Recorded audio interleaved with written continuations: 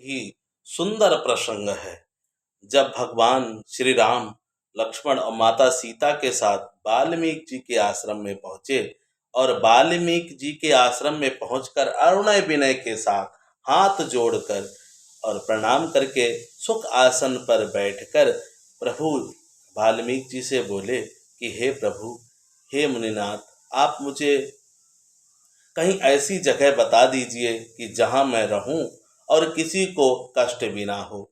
कोई वनवासी, कोई सन्यासी, कोई यति, कोई जति, किसी की तपस्या में विघ्न भी ना पड़े और मैं आसानी से अपना वनवास काल काट सकूं। वाल्मीकि जी मुनि जो थे बहुत ही हंसते हुए, मुस्कुराते हुए, हल्की धीमी मधुर वाणी से बोले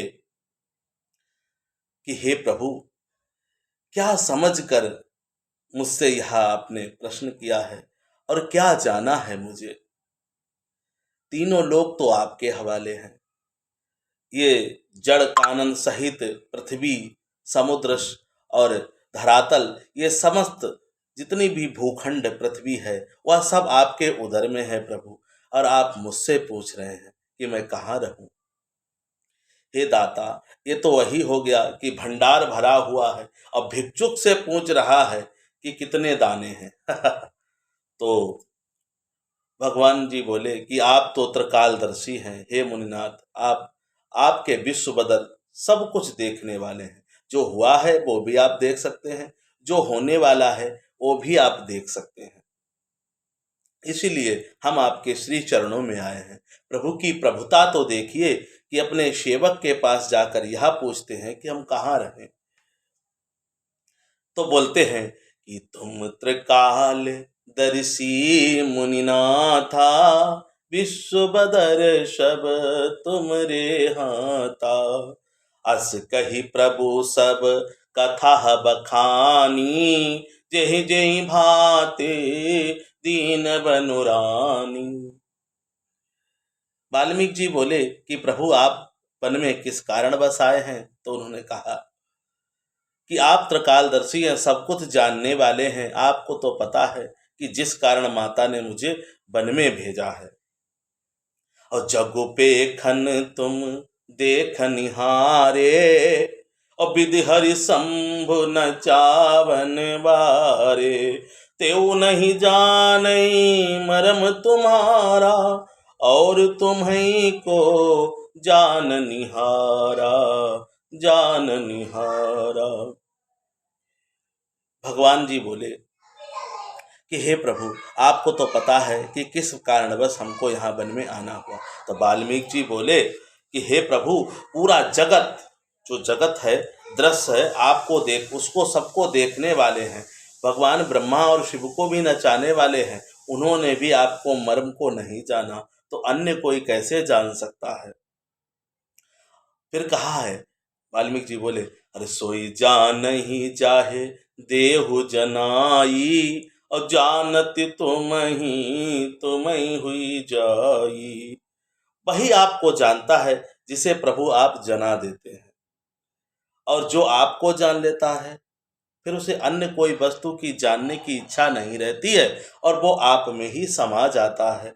आपका स्वरूप और उसका स्वरूप एक सा हो जाता है।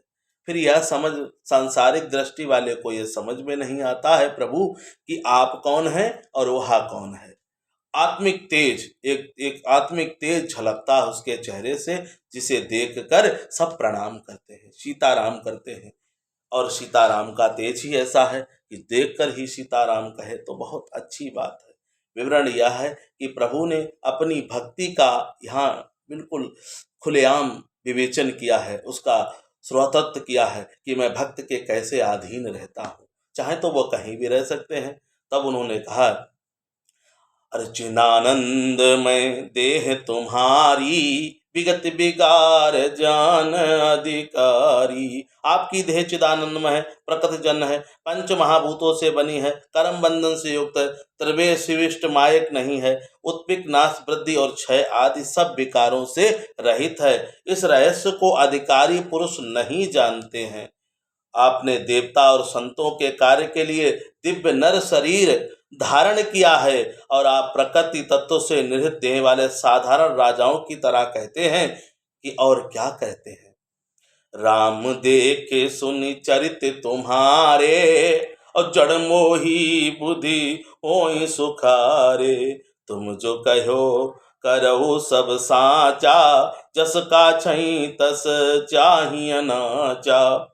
हे राम, आपके चरित्र को देख और सुनकर मूर्ख लोग तो मोह के प्राप्त होते हैं और ज्ञानी जन सुखी होते हैं। आप जो कुछ कहते हैं करते हैं वह सब सत्य उचित ही है, क्योंकि जैसा स्वांग भरे वैसा ही नाचना ही पर चाहिए। इस समय वह मनुष्य में है, अतः मनुष्य योनि का व्यवहार करना ठीक है। पूछिए मोही। तब बोले कि पूछे हूँ मोही कि रहूं कहाँ। अब भगवान बताते हैं कि मैं कहाँ कहाँ रहता हूँ। पूछे मोही कि रहूं कहाँ और मैं पूछत सकुचाऊं और जह ना हो तह देहु कही तुम्हें दिखा बैठा। प्रभु आप पूछते हैं कि मैं कहाँ रहूं, तो मुझे आप यह बता दीजिए कि आप हैं कहाँ नहीं, तब मैं आपको वह जगह बताऊं जहां आप रहें। सुनि मुनि बचन और प्रेम रस साने सकुच राम मन महु मुस्काने। वाल्मीक हंसी कहें बहोरी और बानी मधुर अमहि रस बोरी। मुनि ने प्रेम भरे सने हुए वचन सुनकर श्री राम जी रहस्य खुल जाने के डर से हंसकर सकुचाकर मन में मुस्कुराए। वाल्मीकि हंसकर फिर अमृत रस में डुबाई हुई मीठी वाणी बोले कि कहीं मेरा रहस्य ना खुल जाए। इतना बड़ा अवतार और एक मानव शरीर में आया है, यह रहस्य रहस्य ही रहे। सुनौ राम अब कहो निकेता कहाँ बसो सिय लखन समेता। हे राम सुनिए, अब मैं वह स्थान बताता हूँ जहाँ आप रहें। कौन से स्थान? भरय निरंतर होई न पूरे तिनके ही तुम कहूँ ग्रह रूरे। लोचक चातक चिन कर राखे रहे दरस जल दर अभिलाषे। निरंतर भरते रहते हैं परंतु कभी पूरे तृप्त नहीं होते। उनके हृदय में आप सुंदर आसन पर विराजमान होइए। घर आपका वही घर है। जिन्होंने अपने नेत्रों में चातक बना रखा है, आपको प्रेमी बना के रखा है, उनके हृदय में आप, उनकी नेत्रों में आप निवास कीजिए।